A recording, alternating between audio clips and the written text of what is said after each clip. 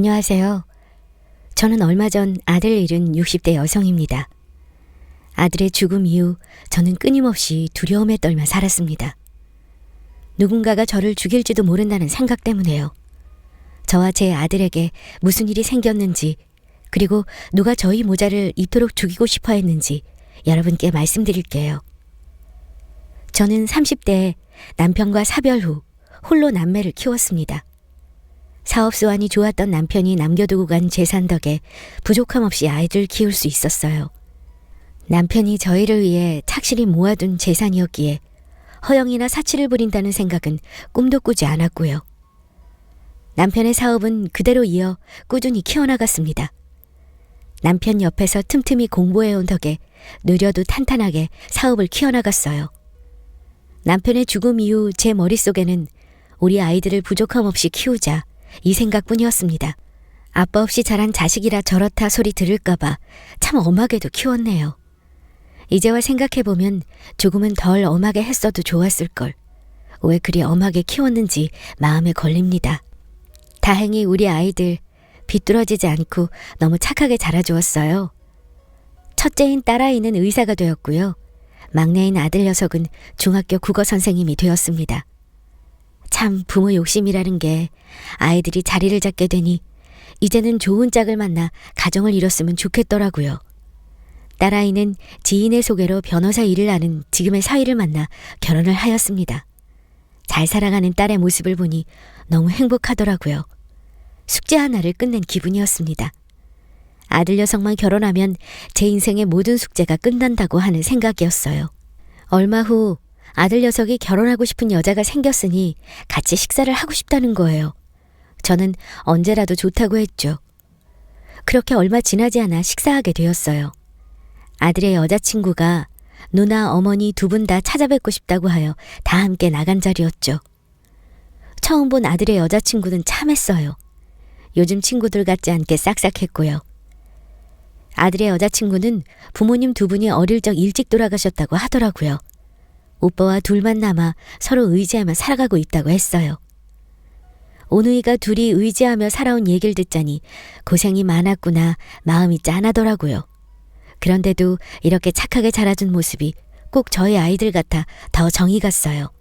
저한테는 우리 아이들 각자의 배필들이 어떤 사람인지만 중요했거든요. 저와 남편도 빈손으로 시작해 일군 가정이었기 때문에 서로 노력만 한다면 얼마든지 행복하게 잘 살 수 있다는 믿음이 있었죠. 우선 저희 아들이 너무 좋아하는 모습에 마음이 놓였죠. 어차피 부부 두 사람이 좋아야 행복하게 사는 거니 아들만 좋으면 괜찮다고 생각했어요. 제가 보기에도 괜찮은 아가씨였고요. 집으로 돌아오는 길 딸아이는 저에게 자기가 보기에는 아들 여자친구가 어딘지 모르게 쎄한 느낌이 든다고 하였지만 처음 보고 어찌 그런 걸 알 수 있냐고 했어요. 성원이가 만나는 사람이면 분명 괜찮은 사람일 거라고 말이에요. 그렇게 저희 아들 녀석도 짝을 만나 결혼을 하게 되었습니다. 엄마, 승현이가 이번에도 출장 잡혀서 못 왔어. 너무 죄송하다고 이거 가져다 드리래. 아니, 올케는 뭐가 그렇게 일이 많냐? 누가 보면 대한민국 일 다 하는 줄 알겠다. 어쩔 수 없지 뭐, 일이 바쁜데. 괜찮아. 괜히 일하는데 그런 거 신경 쓰이게 하면 될 일도 안 돼. 괜찮으니까 몸 조심히 일하라고 해. 명절이면 늘 있는 대화 내용이었습니다. 결혼 이후 며느리 얼굴을 볼 일은 거의 없었습니다. 항상 일 때문에 바빴거든요. 우리 집은 남편의 제사 외에는 차례를 지내거나 하지 않았기 때문에 크게 상관없었어요. 저도 제 일을 하느라 바빴거든요.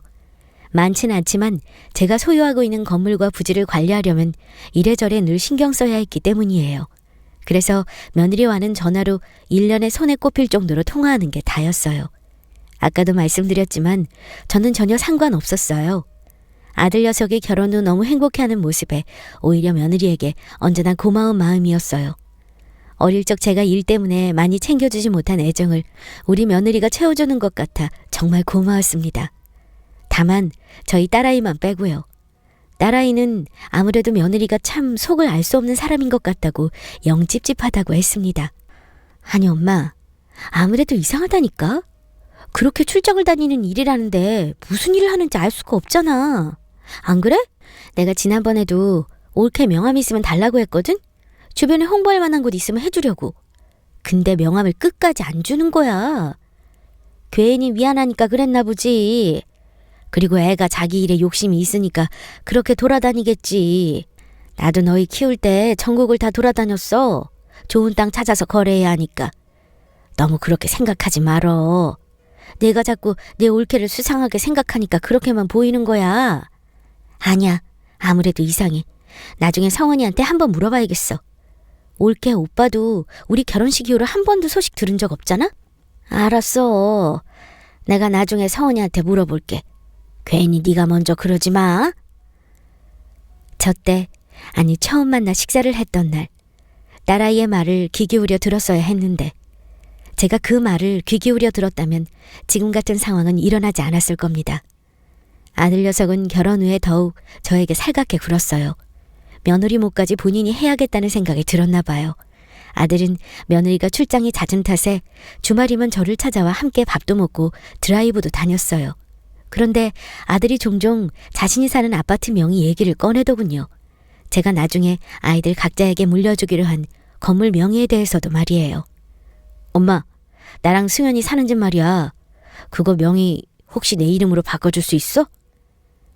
저는 아이들이 결혼할 때 각자의 집을 해주었습니다. 그리고 제가 세상을 떠난 후에 아이들에게 줄 건물에 관해서도 얘기를 해두었어요. 단, 너희에게 해준 집과 넘겨주게 될 건물은 내가 죽기 전까지 엄마 명의를 유지할 것이다 라고 말이에요. 아이들도 제 말에 동의했고요. 욕심이 있어서가 아니라 아이들의 재산을 지켜주고자 했습니다. 혹여나 우리 아이들을 사랑하는 마음이 아니라 재산을 보고 다가오는 사람이 있을 것 같아서요. 남편 없이 아이들을 키우며 그런 마음으로 접근하는 사람들을 너무도 많이 겪어온 탓에 제 나름의 보호방책이었습니다. 그런데 그렇게 서로가 동의했던 부분을 아들이 다시 꺼내길래 의아하더라고요. 명의? 명의는 갑자기 왜? 혹시 무슨 일 생겼니? 걱정됐습니다. 혹시 금전적으로 아들네 부부에게 무슨 일이 생긴 건지 해서요. 아니, 무슨 일이 생긴 게 아니라 승현이랑 얘기하다가 우리가 결혼도 했고 우리가 사는 집인데 엄마가 세금까지 내주는 게 죄송하다고 하더라고. 얘기 듣다 보니 내 생각도 그렇고 엄마 덕에 좋은 집에서 살고 있는데 세금까지 엄마가 내주는 게 영 미안해서 그랬지. 명의를 내 이름으로 돌리고서 우리가 세금을 내는 게 맞지 않는 건가 해서 얘기해 본 거야. 정말이야? 정말 너희 무슨 일 있는 거 아니야? 솔직히 얘기해도 괜찮아. 엄마가 돈 모아두는 게 나 쓰려고 하는 거겠니? 너랑 너희 누나네 도움 필요할 때 도와주려고 모아두는 거야. 아이, 아니야 그런 거. 내가 괜히 얘기 꺼냈나 보네. 아니에요. 절대 그럴 일 없으니 걱정하지 마. 그런데 그 후에도 아들 녀석은 종종 명예에 관해 얘기했어요. 그럴 때마다 저는 무슨 일이 있는 건지 물어보았고 대답은 같았습니다. 며느리랑 대화를 나눴는데 어차피 자기들이 받게 될 것인데 어머니가 세금까지 내주시며 관리해 주시는 게 죄송스럽다고요.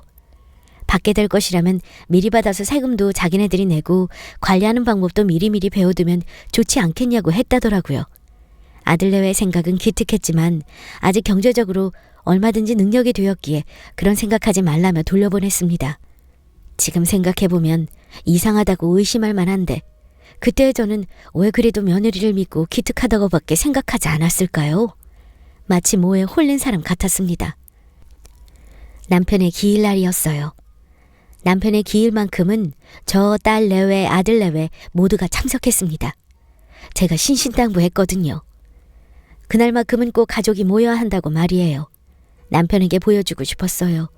우리 이렇게 새로운 가족이 생겼고 우리 아이들 자기 배필만 나 잘 살아가고 있으니 걱정 말라고 말해주고 싶었거든요. 오랜만에 가족이 다 같이 모이니 집안이 시끌벅적하더라고요. 아들도 매번 혼자 오던 집에 아내와 함께 오니 기분이 좋은지 평소보다 더 들뜬 모습이었고요. 일이 많은 와중에도 와서 상을 같이 준비하는 며느리도 기특하고 고마웠습니다. 며느리는 음식을 준비하는 와중에도 업무 전화 때문인지 바쁜 것 같더라고요. 제사를 마치고 저녁 식사까지 한 후 아들 내외는 먼저 집으로 돌아갔어요. 다음날 아침 일찍 남편 산소에 다녀오기로 했다면서요. 며느리가 저희 남편 산소를 찾아뵙고 인사드리고 오고 싶다고 했거든요. 아들도 오랜만에 다녀오고 싶다고 했고요. 간 김에 아버지 산소엔 아들이라고 저희 5명이 찍은 가족사진을 건네주었습니다. 아들 내외가 돌아간 후 딸아이가 사위에게 커피 좀 사오라고 내보내더니 제게 다가와 심각한 표정으로 얘기를 하더군요. 올케에게 남자가 있는 것 같다고요. 음식 준비를 하며 정신없을 때 과일을 꺼내려 가다 우연히 올케가 통화하는 내용을 들었다고 말이에요. 아니 엄마, 진짜 이상하더라니까? 올케가 통화로 자기 내일 간다고, 내일 같이 온종일 있으면 되는데 왜 그러냐고 좀 기다리라고 그랬다니까? 엄마, 이게 이상해 안 이상해? 너무 이상하잖아. 일하면서 온종일 같이 있자는 소리를 하겠어? 이상해. 이거 아무리 생각해도 이상해. 얘, 네가 잘못 들었겠지. 그리고 그 말 그대로 들은 거라고 해도 일하면 온종일 같이 일하겠지. 출장을 다니고 하는데. 하여간 너 엄마가 전부터 얘기했지. 자꾸 그렇게 내 올케 이상하게 생각하지 말라고. 쓸데없는 소리 하지 말고 박서방 오면 얼른 자. 박서방도 피곤하고만. 알았어. 아무튼 이상해. 내가 계속 주시할 거야. 딸아이의 말에 잠시 설마했지만 며느라기의 얼굴을 떠올리면 절대 불가능할 일이라고 생각했어요. 제가 생각하는 며느리는 너무 순박하고 참한 아이였거든요.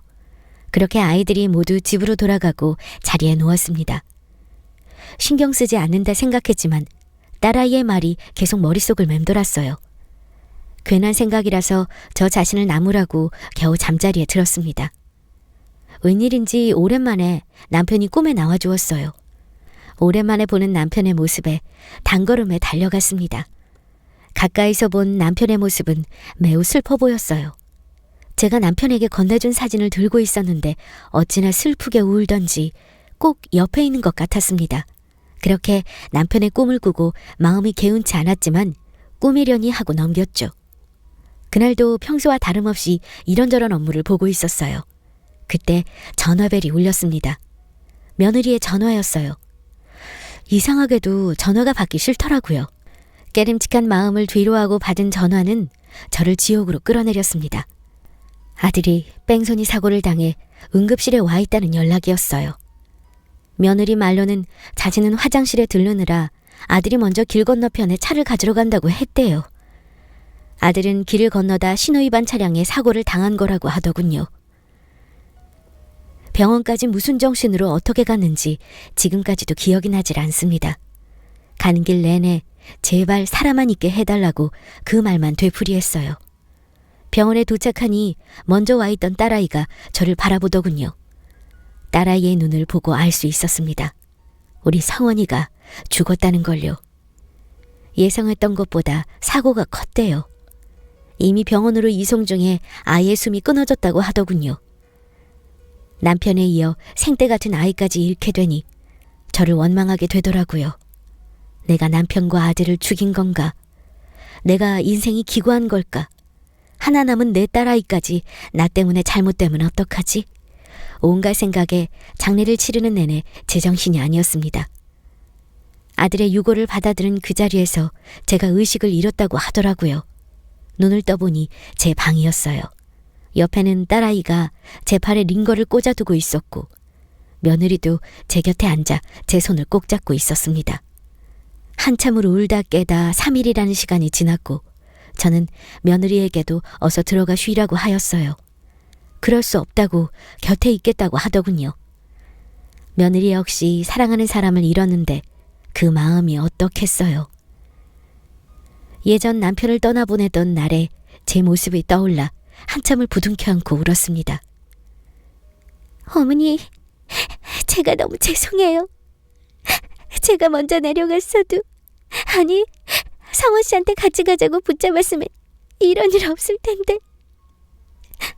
제 잘못이에요. 그 아이는 한참을 고개 숙여 울었습니다. 아이의 그런 모습을 보며 저 역시 많이도 울었습니다. 한참을 울던 그 아이, 저에게 얘기하더군요. 제 옆에서 함께 지내고 싶다고요. 자기한테는 이제 가족은 저와 우리 딸아이밖에 없다고요. 결혼 이후에 오빠랑 사이가 틀어져 연락을 안 하고 있다고요. 저는 고민했어요. 아직 젊은 나이인 그 아이는 충분히 새로운 시작을 할 수 있을 텐데 괜히 제 옆에서 인생이 묶여버릴 것 같아서요. 그렇지만 그 아이, 자기는 아들 녀석 외에는 만날 생각이 없다며 그냥 제 옆에서 딸아이로 살아가고 싶다고 하더라고요. 참 고마웠습니다. 그 아이 제 옆에서 정말 부단히 노력했어요. 행여나 제가 우울해할까 이리저리 드라이브 나가자고 하고 쇼핑하러 가자고 하고 참 많이 노력하더군요. 딸아이도 그런 며느리의 모습을 보며 자기가 괜한 오해를 했던 것 같다고 저에게 슬며시 얘기하더라고요. 성원이가 가면서 엄마에게 딸을 남겨주고 갔다 생각하며 감사히 생각했어요. 아이를 잃은 충격이 있어서였는지 갈수록 기력이 떨어지더라고요. 엄마, 밥 좀 잘 먹어. 승현이가 걱정하더라. 자기가 어머니 식사며 이것저것 챙겨드리는데 더 야위시는 것 같다고 걱정했어. 그러게, 일부러 더 챙겨 먹는데 이러네. 걱정하지 마. 운동도 열심히 다니고 있어. 엄마, 나 승현이한테 그렇게 미안하더라. 그렇게 좋은 애를 내가 괜히 오해해서 미워했잖아. 그게 계속 마음에 걸리네. 그래, 승현이 걔 상처도 많고 외로움도 많은 애더라. 이제라도 우리 셋이 잘 지내면 돼. 제가 너무 축 처져 지내서 혹여나 며느리가 힘들어할까봐 밝은 모습을 보여야겠다는 생각에 오랜만에 장을 봐서 집으로 들어갔어요. 문을 열고 들어서는데 인기척이 들리더라고요. 며느리였습니다. 저녁은 먹었는지 물어보러 들어가는 순간 며느리의 통화 내용을 듣게 되었어요. 조금은 효과 있는 것 같아. 어? 아니야. 티 안 나게 한 스푼씩 넣고 있어. 밥이랑 노인네 마시는 커피에다가. 힘이 조금씩 빠지는 것 같던데? 노인네가 그래도 좋은 것만 먹고 살아서 그런가 쉽게 안 나가 떨어지네? 그럼 보험 명의도 내 이름으로 돌려놨지. 걱정 마. 자기는 집이나 알아보고 있어. 이 노인네 가진 게 10채는 돼. 손이 벌벌 떨렸지만 차분히 통화 내용을 녹음하기 시작했어요. 통화 내용은 온통 저에 대한 이야기였습니다. 며느리는 전화 속 상대방과 저를 죽게 만들 날짜와 장소, 사망 사인까지 정해놨더군요. 그동안 며느리가 저에게 타주는 커피, 밥에는 수은 성분이 든 가루가 섞여 있는 것이었고 그것 때문에 티 안 나게 제가 야위어가고 기력이 빠졌던 거였어요. 속이 메스꺼리며 토악질이 올라왔습니다. 후다닥 화장실로 달려갔고 그 소리에 며느리는 기척을 느꼈는지 헐레벌떡 나오더군요. 그렇게 딸 같던 아이가 제게 다가와 괜찮냐고 묻는데 소름이 끼쳤습니다. 손이 덜덜 떨렸지만 차분히 대답했어요. 괜찮다고, 속이 좀 안 좋은 것 같다고 말이에요. 그 짧은 순간에 상황 판단을 했어요. 증거를 모아두자고 말이에요. 그 아이에게 티를 내지 않았어요. 대신 그 후에 저는 집 구석구석에 녹음장치를 설치해뒀습니다. 증거를 모아야겠다고 생각했거든요. 한 달여의 시간이 지나고 저는 딸아이 내외를 불러 정황을 설명하고 함께 녹음한 내용을 들었어요. 익숙한 목소리가 들리더라고요. 며느리라는 그 아이, 그리고 저희가 상견례에서 봤던 그 오빠라는 인간이었어요. 오빠가 아니더군요. 그 아이의 내연남이었어요. 그 인간들, 저희 아들의 죽음에 관한 이야기, 그리고 제 죽음에 대해 이야기를 하더라고요. 그 두 연놈들, 제 아들을 사고로 위장해서 죽인 거더군요. 며느리가 아들에게 남편 산소에 가보고 싶다고 한 것도 다 아들을 죽이기 위한 계획이었더라고요.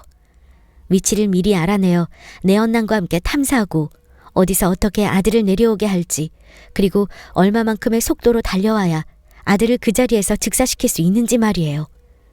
어떻게 사람이 그럴 수가 있죠? 저희 아들 정말로 며느리를 사랑했습니다. 외롭게 자란 아이라고 자기가 사랑을 많이 줄 거라고 저에게 입버릇처럼 얘기했어요. 내용을 듣는 내내 손이 벌벌 떨리고 가슴이 꽉 막히는 것만 같았습니다. 내용을 들으며 궁금해지더라고요. 차라리 돈을 달라고 하지 대체 왜 내 아들을 죽여야만 했는지 말이에요. 처음엔 여자를 붙여 간통죄로 엮어 위자료를 받고 이혼할 생각이었더군요. 그런데 아들 녀석이 너무 자기만 바라보고 좋아하니 그 계획이 먹히지 않을 것 같아 깔끔하게 죽이는 방법을 택한 거더군요. 그러니까 저희 아들은 며느리를 너무 사랑해서 죽음을 맞이하게 된 거예요. 저는 아이들이 어릴 적부터 늘 얘기해 주었어요.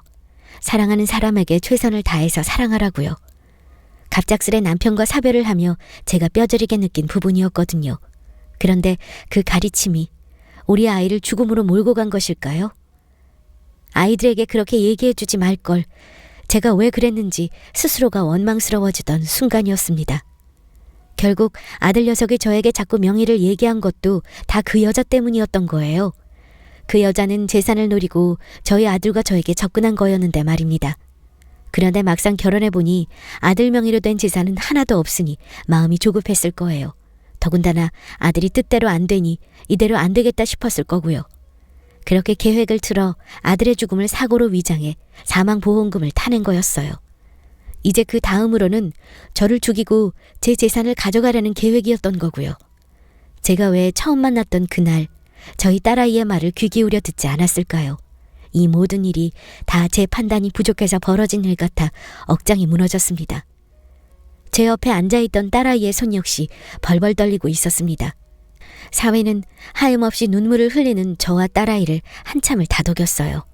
한참 후 사위는 저희에게 어렵겠지만 이럴수록 우리가 차분해져야 한다고 했어요. 며느리에게는 엄마를 모시고 여행을 다녀오겠다고 하며 저를 딸네 집으로 옮기게 했어요. 어떤 짓을 벌일지 모르니까요. 저 역시도 그 아이와 함께 있을 수 없었고요. 그리고 차분히 준비해 나가기 시작했습니다. 사위가 모든 준비를 하긴 했어요. 제가 녹음해둔 증거를 가지고 여러 가지 죄목을 묻기 시작했어요. 딸아이는 며느리 명의로 변경된 우리 집 재산이 있는지 혹여나 추가로 가입된 저희 보험 목록이 있는지 말이에요. 파도 끝이 없더군요. 딸아이 내외가 자료를 모으는 동안 저는 일부러 아무렇지 않게 며느리와 연락을 주고받았습니다. 아무렇지 않게 저에게 어머니라 부르며 살갑게 구는 그 목소리를 들을 때마다 손발이 떨리고 토악질이 나오는 것을 얼마나 참았는지 몰라요. 그 두 연놈들 아주 난리가 난 것 같았습니다. 자기들 예상 밖으로 제가 다른 곳에 있어 일정이 틀어졌었나 봐요. 자신이 여행지에 찾아오겠다고 자기도 같이 여행하자며 끈질기게도 따라붙으려 하더군요. 그 뒤로 딸아이 집에 있어도 잠을 자기가 무서웠습니다. 혹시나 내가 잠든 사이에 와서 나를 해코지하진 않을까 무서웠습니다. 밖을 다닐 때도 나를 어디서 공격하지 않을까 하루하루가 공포였어요. 그 아이 지치지 않고 매일매일 연락을 했습니다. 계속 어디 있는지 꼬치꼬치 캐묻질 않나 언제 돌아오냐 보고 싶다고 모시러 가겠다고 하면서 말이에요. 참으로 사람이 무섭더군요. 인간이란 탈을 쓰고 어떻게 그렇게 뻔뻔할 수 있는지요. 두려움 속에 시간은 흘렀고 딸내와 저희는 자료를 모았고 저희는 며느리라는 그 아이를 고소했습니다. 살인죄, 살인교사죄 등 여러 가지 죄명을 달아서요. 재판 당일이 되었고 법정에서 얼굴을 보게 되었습니다. 정말 괴로웠습니다. 그 아이를 바라보는데 아들 녀석의 모습이 보이더군요. 생전 우리 아들의 모습이요. 얼마나 그 아이를 사랑했는데 얼마나 믿었는데 그럴 수 있는지 소리쳐 물어도 며느리였던 그 아이와 내연남은 저를 빤히 바라볼 뿐 아무 말도 하지 않았습니다. 법정 구속이 진행될 거라는 판결에 그제야 입을 열었습니다. 아주 처절하게요. 그 두 연놈 법정에서 저를 보며 빌더라고요. 제발 용서해달라고요. 이미 죽은 사람은 안타깝지만 산 사람들끼리 좀 봐달라고요. 자기네들이 그러면 안 되는 거 알면서도 돈이 급했답니다.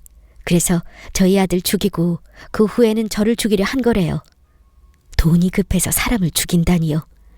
차라리 돈이 필요하다고 돈 때문에 당신 만난 거니 이혼하면서 돈 좀 달라고 하지 왜 사람을 죽이나요? 사람을 죽여놓고도 자기들 살아야겠다고 발버둥을 치는데 웃음이 나더라고요.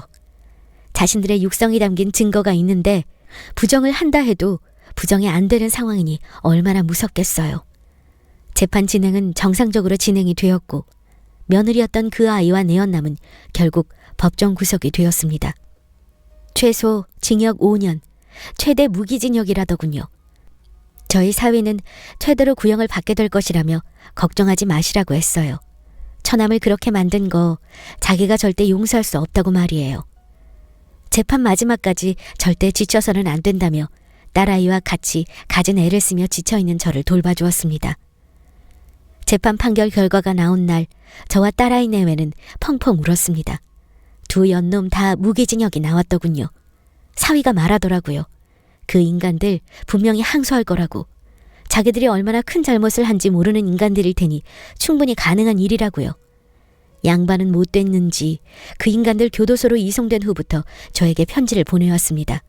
저에게 드릴 말씀이 있으니 제발 한 번만 면회 좀 와달라고 집으로 편지를 계속해서 보내더군요.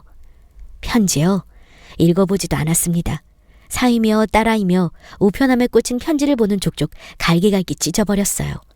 저 역시 그랬습니다. 마음 같아선 저도 그 안에 들어가 그 두 연놈을 찢어 죽이고 싶을 지경이었어요. 이상하죠? 그 인간들은 감옥에 들어가 평생을 살게 되었는데도 저는 더 힘들어졌어요. 그러다 우연히 거울 속에 제 모습을 보게 됐습니다. 사람 몰골이 아니더군요. 거울을 한참을 들여다보는데 제 아들 녀석의 모습이 보였어요. 환하게 웃고 있는 우리 아들의 모습을요. 너무 보고 싶던 우리 아들의 얼굴을 만져보려 손을 뻗은 순간 제 모습이 보였어요. 하염없이 울었습니다. 그런 제 모습을 우리 아들과 남편이 보고 있다면 얼마나 마음이 아플까. 그리고 우리 딸아이도 이런 나를 옆에서 지켜보며 얼마나 지칠지 정신이 번쩍 들었습니다. 그날 저녁 딸아이 내외를 불러 저녁을 먹으며 저는 더는 신경 쓰지 말자고 했습니다. 생각하고 싶지 않았어요. 우리 성원이와 남편도 그러길 바랄 것 같았어요. 그 사건 뒤에도 저는 누군가가 나를 죽이지 않을까 하는 생각에 문득문득 두려웠습니다. 딸아이 내외는 그런 저를 설득하며 자신들의 집으로 와서 함께 살자고 하였어요. 사위가 불편해하지 않을까 걱정스러워 주저했는데 사위가 먼저 제안했다고 하더라고요. 혼자 계시면 많이 불안하실 거라고요. 현재 저는 딸아이 내외 집에 함께 살아가고 있습니다. 아래 위층으로 분리되어 있기에 서로 생활에 크게 방해되지 않아 오히려 편해요. 안정감도 들고요. 비록 제 옆에 아들 녀석과 남편이 살아 숨쉬지는 않지만 항상 제 옆에 함께 있다고 생각해요. 아들 녀석이 떠나던 그날 제 꿈에 나온 남편을 떠올리면 우리를 항상 지켜보고 있었다는 것을 알 수 있거든요. 지금쯤 분명 우리 성원이와 남편은 함께 있을 거라고 생각해요. 함께 저와 저희 딸아이 내외를 지켜볼 거라고요. 무거울 수도 있는 제 이야기를 함께 들어주셔서 고맙습니다. 제 이야기를 듣게 된 모든 분이